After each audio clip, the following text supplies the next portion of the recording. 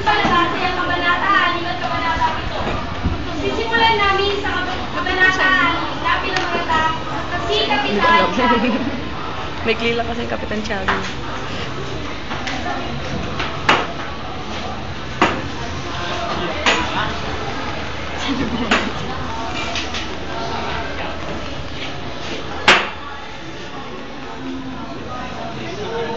Mahal pong Ginoo, meron po kayong panahon na nagiging tayo sa labas. Maaari na po siyang magpili. Sige, papasukin ko siya. Parang siya na ang aking hinihintay. Mahal pong Friday, maaari na po kayong tutulog. Mahal na Friday! Kamusta naman ang aking kaibigan? Isang taong tanya na pinakamayaman sa Binondo. Isang taong kilalang asendyero sa Kapampangan ng Laguna de Bay, lalo-lalo na sa bayan ng San Diego. Ang bayan ng San Diego. Ang bayan ng San Diego ng aking pinagdulutan dahil sa mga ganitong mga kaliguan. At sa bunga nito na pinagkalalaan ko ng aking mga hininga ng alaala. May pa ako, mahal na Friday.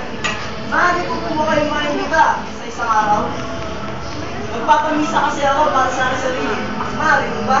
Pinalulugod kong dumalo sa misang siya. Maraming salamat.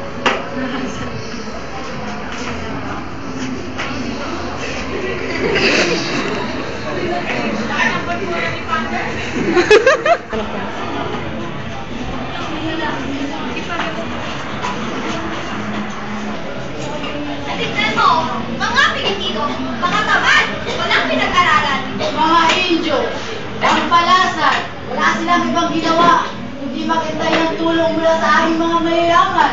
Sumasang-ayon po ba kayo sa akin, Kapitan Tiago? Oo, sumasang-ayon ako sa inyong mga sinasabi tungkol sa mga Pilipino. Marapat lang ay kayo sumang-ayon sa aming mga sinasabi dahil ang aming mga sinasabi ay pawang katotohanan lamang. Salamat. Ano, mga mahal kong Ginoo, maiwan po ba kayo sa akin? Mag-ingat ka. Kahit ba ako sa'yo, kaibigan? Kumusta naman ang pagiging gobernadorsilyo mo sa loob ng 2 taon? Ang iyong pagiging gobernadorsilyo sa loob ng 2 taon ay mabuti. Kaya may magandang loob, tahimik at mapagkakatiwalaan.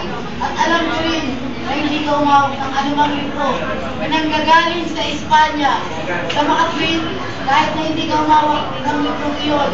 Marunong ka pa rin magsalita sa salitang kasi. Alam mo yun, pare. Maraming salamat. Senyor, isang kahamalan ang yung sinasabi.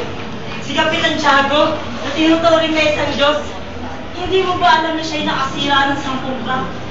Mga 10 ring sombrero di ko pa, at 6 na basong may bardas. Ang crack at ang sombrero na ginagamit niya sa kanyang pinakarunan. Maging ngayon kami ito sa kape, sa Malacanang, at ang maging tindahan sa mga sitches. Siya ay malupit at ang pagsamantala, pagdipitan ng kanyang kapwa. Ng mga taong natataasan niya ng isang mandarahas at papangalipin. Halika, kaibigan. Pumunta tayo sa aking sabungan.